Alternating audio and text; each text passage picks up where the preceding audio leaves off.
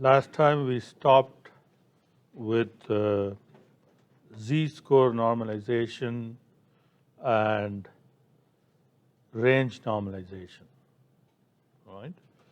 So z-score normalization, where we take each value, subtract the mean, and then divide that by the standard deviation. So it will give you z-score. Then we saved them back, and then we got rid of the original.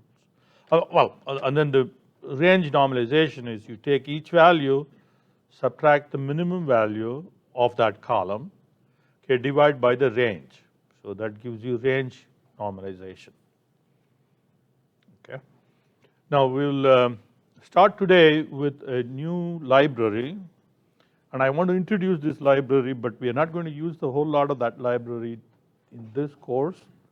Well, actually, the next course we're going to be using R, so we're not going to use this library very much, but it is an important library. sklearn is where you do all the modeling. Okay, it is a package, it is a library dedicated to run machine learning models. So it's a very, very important library. So I'll just introduce it for normalization. So again, all the data modifications that we've been talking about, you can perform with functions that are available in sklearn. So sklearn has lots and lots of functions, so you don't import the whole thing. So we're going to import from sklearn, we'll import just pre-processing. Pre-processing, again, if you search for sklearn pre-processing, you'll see a whole bunch of pre-processing options, functions that are available to us. And we're going to use only 2 of those. So we'll start with that. Well, again, we need all the previous data. So first thing we're going to do is to run all above. So run all above and get it updated, okay, and then run this code. So that's going to bring in the pre-processing functions. So pre-processing from sklearn, sklearn is a library, pre-processing is a whole bunch of functions that can be used for pre-processing data. And as I said, we're going to use 2 of them. One is z-score normalization. Z-score normalization has several flavors. The most used, most often used is the standard scalar. Standard scalar is what I just described. Z-score, subtract mean, divide by standard deviation. So that's called standard scalar. So we invoke from pre-processing. So this pre-processing will work only because that we've imported it, okay, and it comes from sklearn. So pre-processing dot, okay, from the pre-processing group, we're going to use standard scalar with the letter S is uppercase in both places. Standard scalar function, okay. So that's saved here in z-norm, the name of the object, okay. And then we use that with, there are 2 things that you can do, fit, and then you can do transform. You can these 2 things separately. You can do these 2 things separately or together. If you want to do it together, then we do fit underscore transform, which is what we're going to do. So which means it's going to find the mean and the standard deviation, which is needed, and then you apply the, and then transform it. Okay. Fit will find the mean and standard deviation. Transform will apply the mean and standard deviation to convert the entire column of data into z-scores. So that's what fit underscore transform does. So fit underscore transform is applied to z-norm, and z-norm is that function. And we're going to apply that to all the numeric columns of DF3. Then you'll see that the z-scores are computed for all of these. Okay? So it's pretty straightforward. You don't have to compute the mean and standard deviation. All this is more efficient because in the previous way, we computed mean ourselves. And so every time it goes, it's going to compute the mean again and again and again. So all of that is now avoided, so it's much more efficient to use this. And range normalization is with the same pre-processing set of functions from sklearn dot min max scalar. Min max scalar is the function. Okay, so we give it a name, so RNG norm. Okay, then we apply that RNG norm, and then we convert it. See, this PD.data frame is to convert the results into a data frame.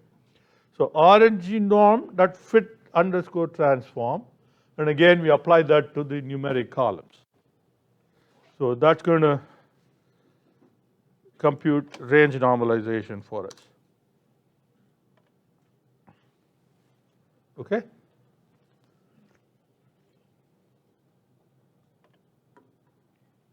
Okay, now we want to use DFQ6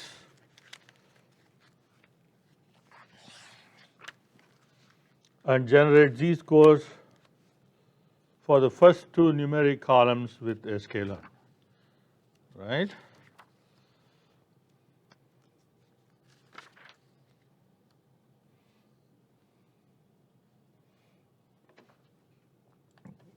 Okay, so we don't have to do the first line again.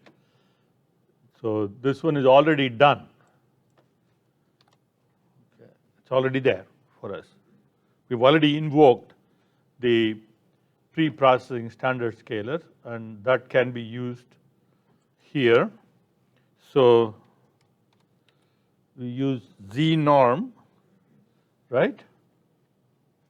Dot fit transform, so that's the function, and then you say what you want this to be for.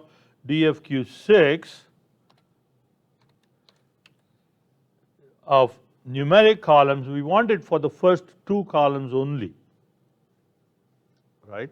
So n calls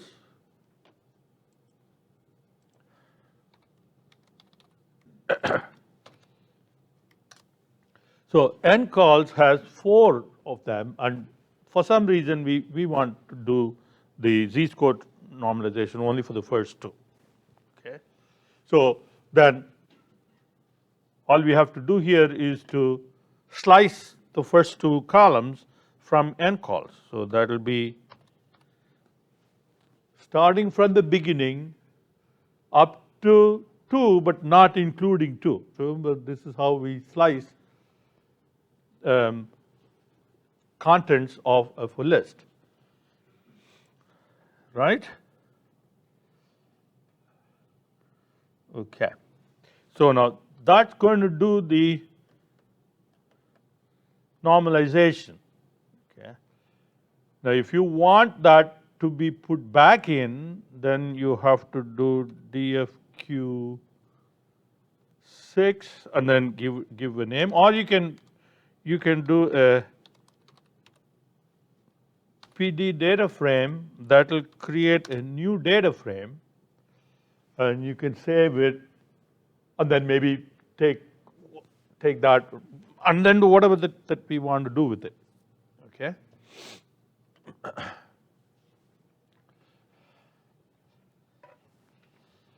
All right. Any questions? Okay, so this generates z-score normalization. Now, if you want for B, we want range normalization for the remaining numeric columns. So we have RNG norm.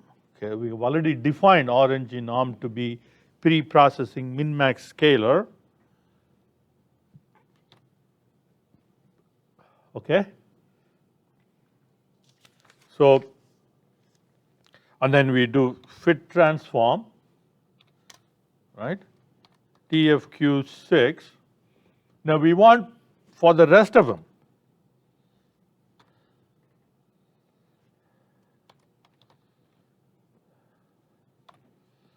So we want to start with 2, okay, because 0 and 1 already used up. The rest of it will be starting from 2 all the way. So 2 colon. So that's going to convert the last 2 columns into range normalized values. And once again, you can put it back in, or you can do a